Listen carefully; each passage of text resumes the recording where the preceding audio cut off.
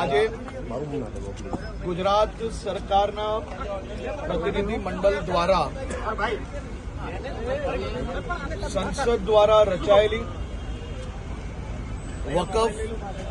Amendment 2024ની joint parliamentary કમિટીને રાજ્ય સરકારનું પ્રતિનિધિ મંડળ દ્વારા આ કમિટીને સંપૂર્ણ સૂચનો આપવામાં આવ્યા છે। જેપીસીના નિયમ પ્રમાણે સૂચનોના વિગતો આપણે શેર નથી કરી શકતા, પરંતુ પ્રત્યેક નાગરિકોના હિતમાં એમેન્ડમેન્ટના રાજ્ય સરકારના તમામ સૂચનો આજે આ જેપીસી કમિટીને રાજ્ય સરકાર દ્વારા આપવામાં આવ્યા છે। સૂચનોની સંપૂર્ણ માહિતી એ જેપીસીની કમિટીના નિયમ પ્રમાણે જેપીસી કમિટી દ્વારા સૌ મીડિયાને નિયમો મુજબ આપવામાં આવશે।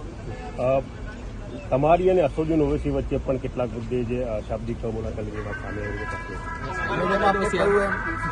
જેપીસીની વાતો બહાર ના થઈ શકે, પરંતુ મારા રાજ્યના પ્રત્યેક નાગરિકોના હિતમાં જે વિષયો હતા એ મૂકવાની જવાબદારી મારી જે હતી એ મેં અદા કરી છે। રાજ્ય સરકાર દ્વારા આ સંપૂર્ણ બધા જ નાગરિકોના હિતના બધા જ મુદ્દાઓ આજે રજૂ કરવામાં આવ્યા છે। गुजरात के अंदर जिस तरह से पार्लियामेंट्री कमेटी ने जेपीसी कमेटी के तमाम मेंबरान यहाँ आए हुए हैं, मैं गुजरात में उनका सबका स्वागत करता हूँ। लेकिन बड़े दुख के साथ कहना पड़ता है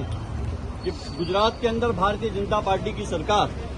और यहाँ के जो गृह राज्य मंत्री हर्ष संघवी साहब जो बातें बता रहे थे, मैं उससे कभी सम्मत नहीं हूँ। आज समग्र गुजरात के अंदर और समग्र भारत देश के अंदर मैं समझता हूं कि मुस्लिम समाज ने जो ट्वीट के